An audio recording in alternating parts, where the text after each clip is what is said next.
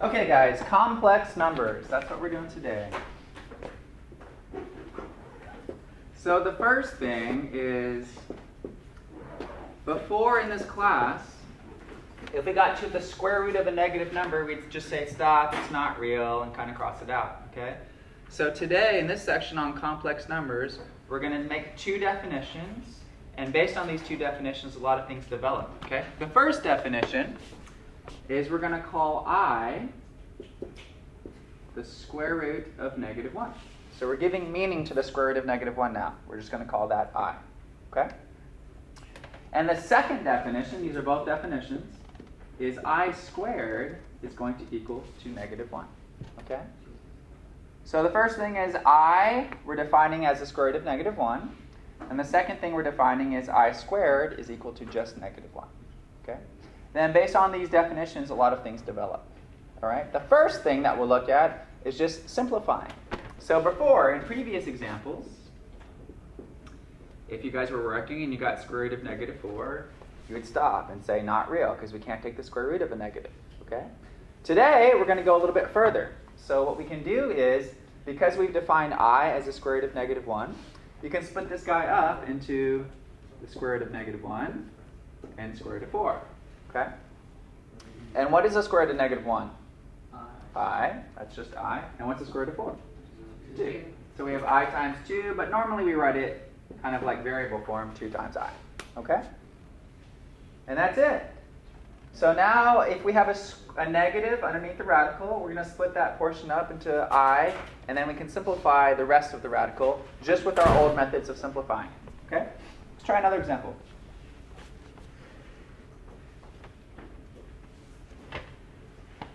What if we wanted to simplify the square root of negative 24? Okay? So I know I'm going to take out that negative 1, that I thing, so let's just put that to the side for a second. And then the question is, how do I simplify the square root of 24? And that's all stuff that we've done before, right? How do you simplify the square root of 24?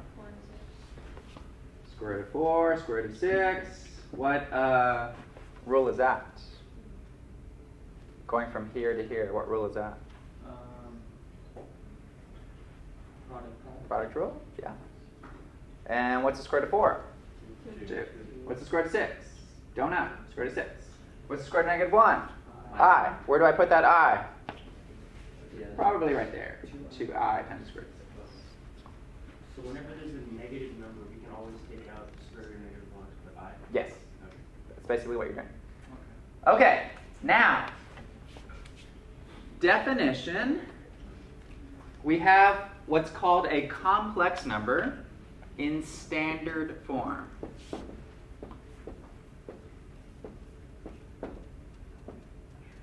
And the complex number in standard form looks like this. A plus B I. A plus B times I. Okay? A we refer to as the real parts. B, what's being multiplied by the I, we refer to as the imaginary part. Okay, so we define a complex number, A plus BI. A is the real parts of this complex number. B is the imaginary part of this complex number. For example, if I start with an easy problem, 2 plus 3I. Here is a complex number. Okay? What's the real part of this complex number? 2. 2. The imaginary part? 3I. Just 3. Okay, what's being multiplied by the I? Just a 3. Okay? That's it. Of course, these things could be negative. I could have minus 5 minus 2I. What's the real part of this number? Negative 5. Negative 5. What's the imaginary part? Negative 2. Great. Okay? That's it. So a complex number is written in A plus BI form. That's standard form. And the part without the I is the real part. The part that's being multiplied by the I is the imaginary part. Okay? Then what we can do is, once we've defined this, we can do operations. What is an operation? Give me one operation that we tend to do when we have numbers. We can add them and subtract them, right? So let's look at adding and subtracting.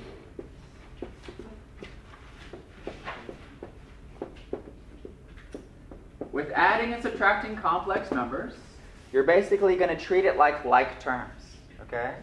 Treat the things with I as almost like 3x and 5x, all right? So let's add two complex numbers. Example 1. Let's add 2 plus 3i together with 1 plus 10i. How do you think you're going to go about adding these? What would be the easiest, awesomest thing if it was true? You could just add, the like terms. Add the real parts together, then add the imaginary parts together, okay? 2 plus 1 is 3. 3i and 10i, treat it like 3x and 10x. What would that be? 13. Here's my new number, 3 plus 13i. It's as simple as that, guys. Adding complex numbers, you're adding the quote-unquote like terms. Yes? What does I mean? I is the square root of negative 1. Yes, question? Is that it? You're done with that problem? You're done with this problem. Okay. Yep. Okay? Next example. 5 minus 10i minus, now we're going to subtract two complex numbers. 2 plus 6i. Bless you. Okay, so how do I subtract? Well, same thing, right? Just be careful, because this minus distributes to both terms on this side. All right? So I get 5 minus 2, which is 3. And I have a negative 10i minus a 6i. What is negative 10i minus a 6i? Negative 16i. What's the real part of this problem? 3. The imaginary part? 16. Negative 16. Okay, don't forget the negative. Any questions on adding or subtracting complex numbers? You just add or subtract the like terms, okay? The real parts are together, the imaginary parts are together. Yes, question? So why do we have the imaginary, or not the imaginary, the I? So we defined I as the square root of negative 1, and then everything is based on that now. Everything? Yeah. So, for instance, if I asked you to add 2 square root of 2 plus 5 square root of 2, can you add these together? Are they the same? Are they like radicals? 2 square root of 2 plus 5 square root of 2? You can add You can add these together, right? Remember like radicals? So what would your answer for this be? 7 square root of 2, right? And we're doing the same thing today, except it's not square root of 2, it's square root of negative 1. And what is square root of negative 1? It's just I. So we have 2i plus 5i. And wouldn't it be nice if that equaled 7i? And guess what? It does. Okay? So that's all we're doing. Everybody with me on that? Yeah. You're literally just adding like terms. Okay. Okay, now let's get things a little bit more difficult. What's the next two operations?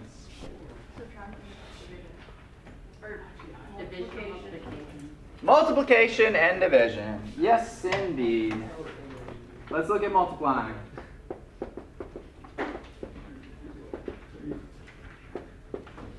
What were my two definitions that I erased? I equals and I squared equals? Those are definitions. Memorize those. Okay? Now we can come to division. First example.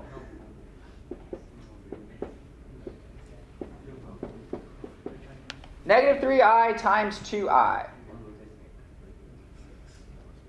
So, just like before with radicals, you multiply the numbers in front together, and then the square roots together, right? Yeah. So negative 3 times 2 is? And I times I is, definition, I squared. And I squared is negative 1, positive 6. Everybody see that? Very important. So we're using the same rules that we've already developed from previous lectures. I times I is I squared. By definition, I squared is equal to negative 1. So I replace that with negative 1. And you have negative 6 times negative 1, positive 6.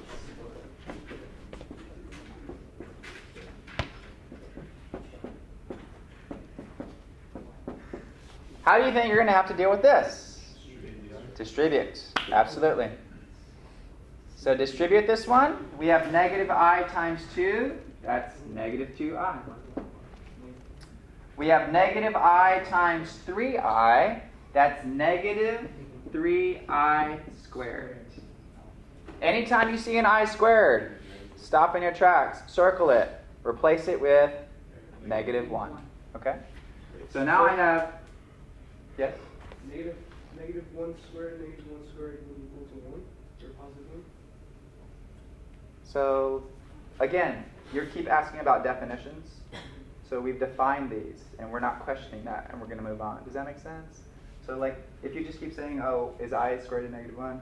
Yeah, it is. No, that's not what I'm saying. I'm saying I squared is negative 1, right? Right, so if you square the square root, what happens? It cancels out. Negative 1, though, right? So, if I have the square root of something and I square it, what happens? You get rid of the square. Right, and what's left? Yeah. All right. Are you with me? I got Okay, you. good. Okay, so I have negative 2i minus 3 times negative 1, which is plus 3. Is that in standard form? Yeah. So they are going to expect you to rearrange it to put it in standard form. What comes first in standard form? The 3. 3 first, then the minus 2i. Okay, that's it. This times this, and then distributing. And what's the next thing when we multiply? What if I had terms times terms? How do you multiply that? FOIL, exactly. So let's try a couple of those.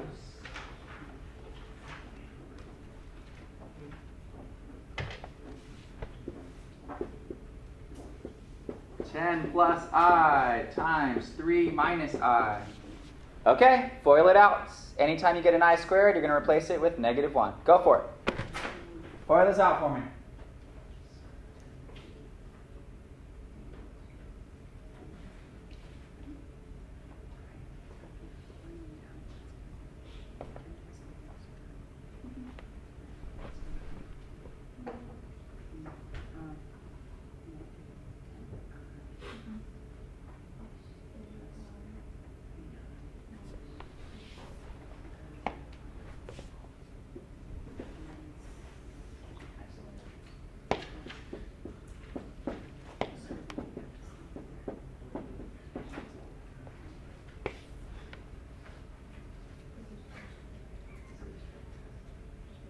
So did everybody get 10 times 3, which is 30, minus 10i, plus 3i, minus I squared?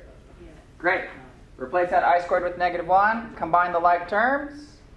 We get 30, minus 7i, plus 1. 31, minus 7i. Could you show the step how you got the 1 squared to the 1? Like just the step in between? So I squared Uh-huh. is equal to negative 1. Yeah. So I have a negative 1 right there. Negative times negative 1 is positive. Okay?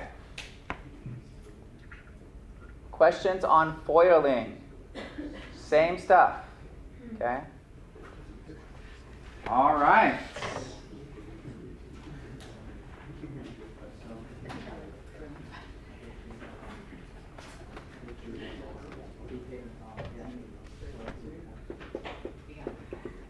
Why am I putting dividing in quotation marks? With radicals, what did we do? It wasn't called dividing, it was called rationalizing. Great. Rationalizing what? Yes. Rationalizing the denominator.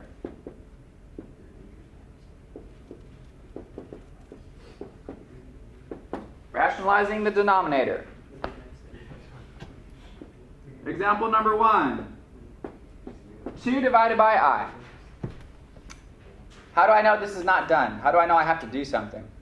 It's not the same.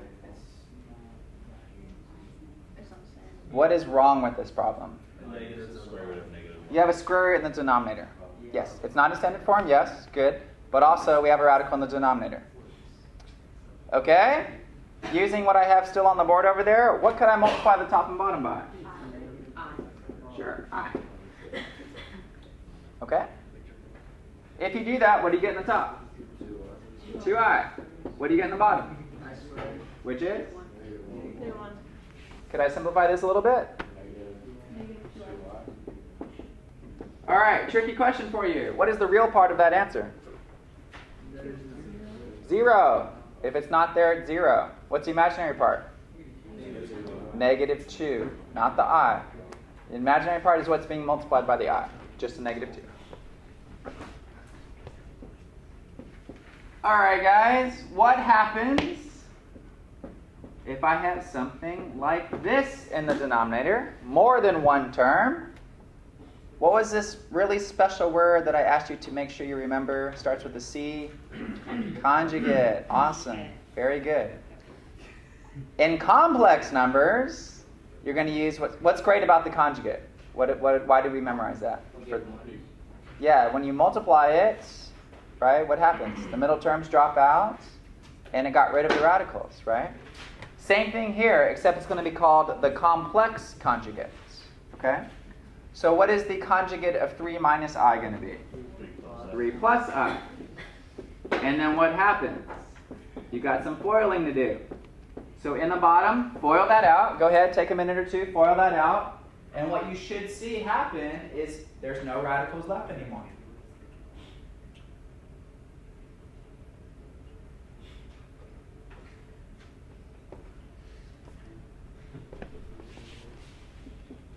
In the top, I'll do that for you. That's easy. 15 plus 5i. That's what we have in the top so far. Yeah.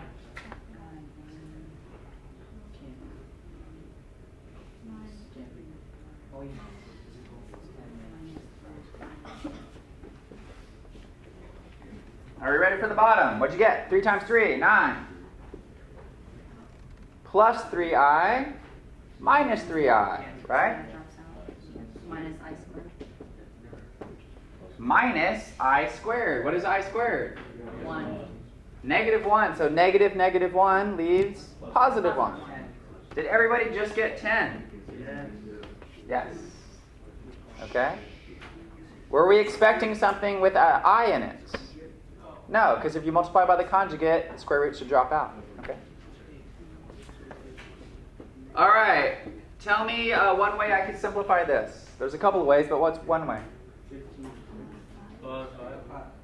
Yeah, take out a 5. Great, let's do that. Pull out a 5. You get 3 plus I divided by 10. And then we can simplify that, right? 5 goes into 10 2 times. That's one way to simplify it. Another way would be to split this fraction into 2, 15 over 10 plus 5i over 10, and reduce each fraction. Okay? Either way is perfectly fine. But here's the tricky part. At the end, so far my answer is 3 plus I over 2. At the end, it might ask, what's the real part, what's the imaginary part? So let's be careful here. If this is my answer, if I split this up into 2 fractions, it's 3 halves plus 1/2 I. Does that help you see it? The real part is 3 over 2. The imaginary part is 1 over 2. Okay? So this would be it in standard form. If they explicitly ask you to put it in standard form. I'm fine with 3 plus I over 2 as an answer, but there's a lot of homework questions that say put it in standard form, so you'd have to go one step further. Okay? On the test, are you going to specify? Nah, I'm fine with it. All right. Let's do one more of those because those can be difficult.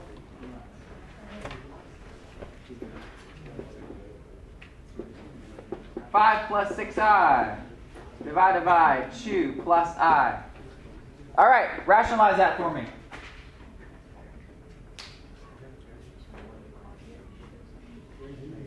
Yeah. So times. You got a FOIL in the top and bottom.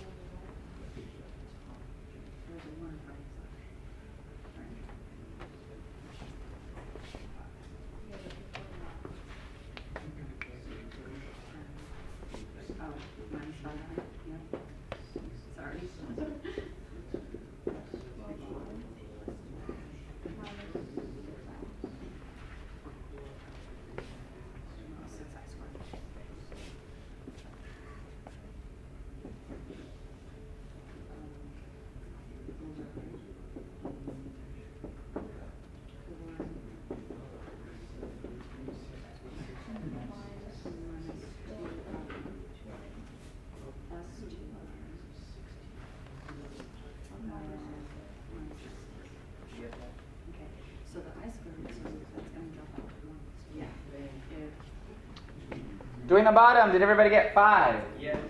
Yes. That's the most important part, right? Get rid of the radicals in the denominator. Make sure you get a 5 down there. In the top, it's just testing your FOIL ability. 10 minus 5i plus 12i minus 6i squared. I squared is negative 1.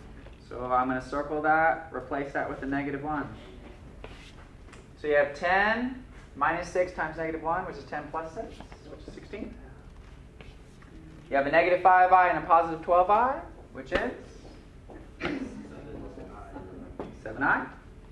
So I have 16 plus 7i over 5. That's completely fine as an answer. If your book asked you what the real number is and what the imaginary part is, you got to go one step further. Okay? Split it up into 2 fractions. You'll get 16 over 5 plus 7/5 I. Real parts, imaginary part.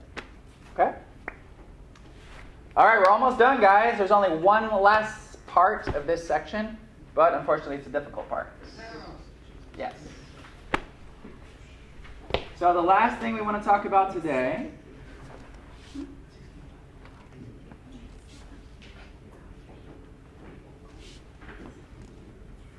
is called powers of I.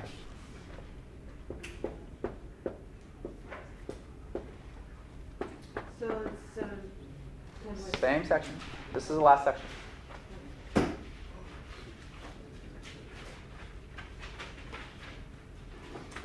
Before we get into powers of I, remind me what my rule of exponents is. If I have x squared times x to the third, what do I do with these exponents? You add them. You add them to x to the fifth.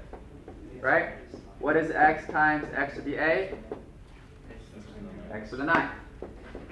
Okay? When I'm multiplying same base with exponents, I keep the base, I add the exponents. Keep that fresh in your heads as we do powers of I. All right, here we go. Let's start. I is equal to I. Great, that was easy. I squared, we've defined to equal negative 1. Great. So let's do the first 4. Okay, can somebody tell me a way to get I to the third? What would I to the third have to be? I squared times I. Exactly. And what is I squared times I? Negative I. Do we see where we got this negative I? Because this is I, and this is I squared, and negative 1 times I is negative I. Okay, can somebody tell me 2 ways? We'll start with one way. Tell me one way to get I to the 4th.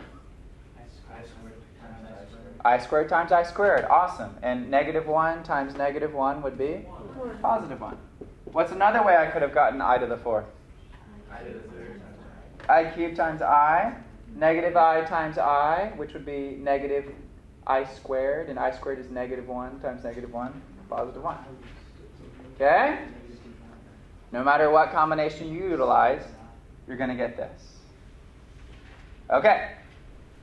Let's do I fifth, I sixth, I to the 7th, and I to the 8th. Can somebody tell me any way to get I to the 5th? A simple way, hopefully. I to the 4th times I, which would be 1 times I. Great.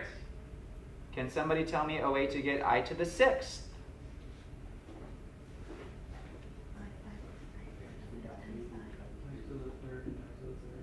Well, there's a bunch of ways, right? What would be the easiest way?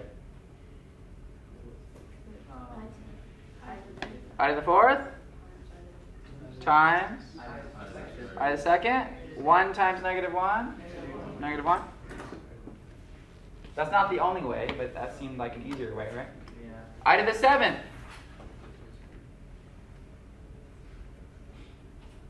Just give me one way.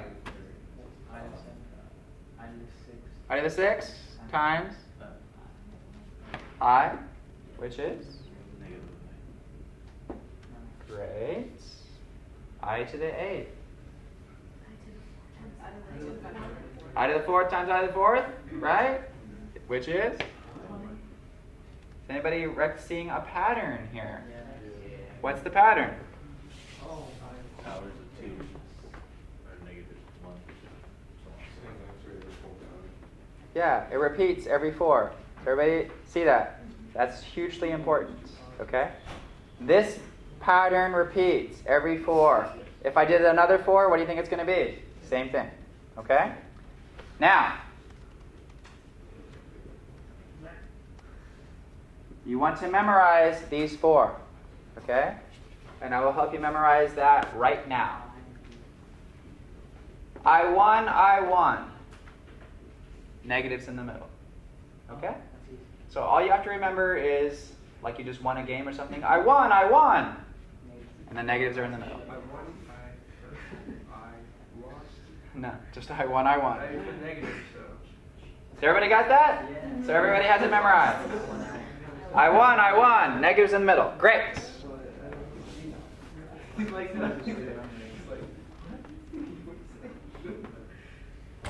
Okay, guys. Here's the problems that you're going to do. This needs to be memorized, and you're ready to solve anything. So, what you're going to solve is stuff like I to the 15th. Okay? Now, here's what you're going to do. You want the highest multiple of 4 that goes inside of 15, which is what? 12, right? So the highest number inside of 15 that is a perfect multiple of 4 would be 12. So I'm going to rewrite this as I12, I to the 3rd. Whatever's left over is going to correspond to this thing that we've memorized. And this first part is going to just be 1. And I'll show you that right now. I to the 12th, does everybody agree that that's just I to the 4th raised to the 3rd power? Yes. And what is I to the 4th? 1. What is 1 to any power? 1. So this first component is always just going to be 1 to some power, because it's a perfect multiple of 4. And then whatever's left is going to be your answer. What is I to the 3rd? So I to the 15th is just -5. A lot of things are happening there. Please make sure you understand this. Let's try another one.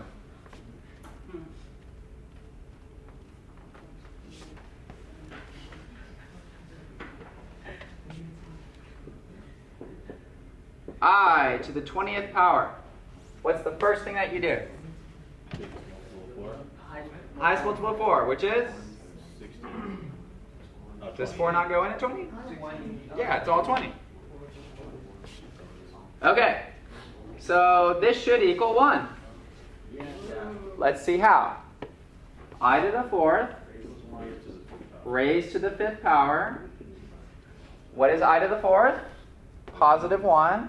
What's positive 1 times itself 5 times? It's 1. Okay, and that's it. So if it's a perfect multiple of 4, your answer is just 1. If it's anything else, then we have a little bit more work to do.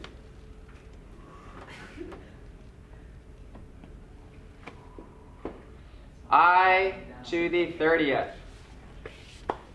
I to the 30th. What's the highest multiple of 4 that goes inside of 30? 28. What's left? 2. What's I to the 28th? What's I squared? -1. What's my answer? Are we with me on that?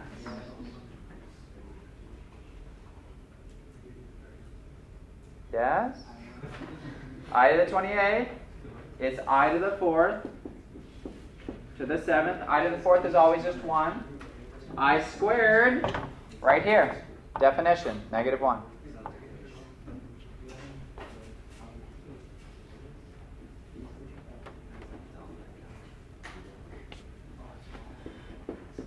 All right, I to the 55th. Go ahead, go to work. Tell me what that is.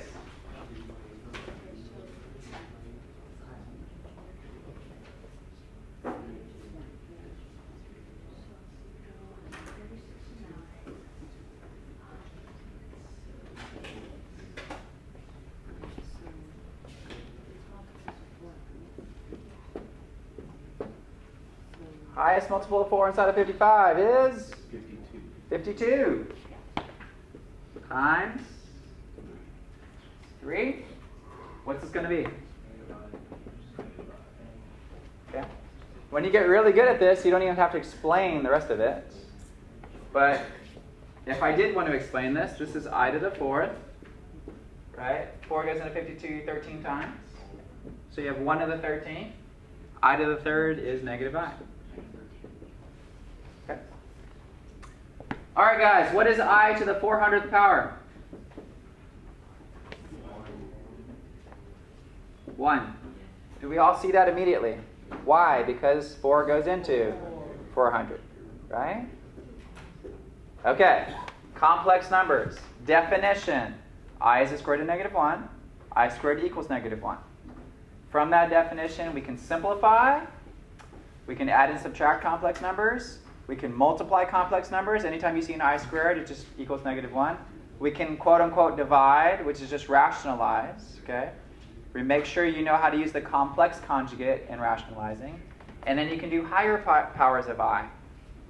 Okay, it repeats every 4. So if you can memorize the first 4, then it's just going to be a pattern of repeat after that.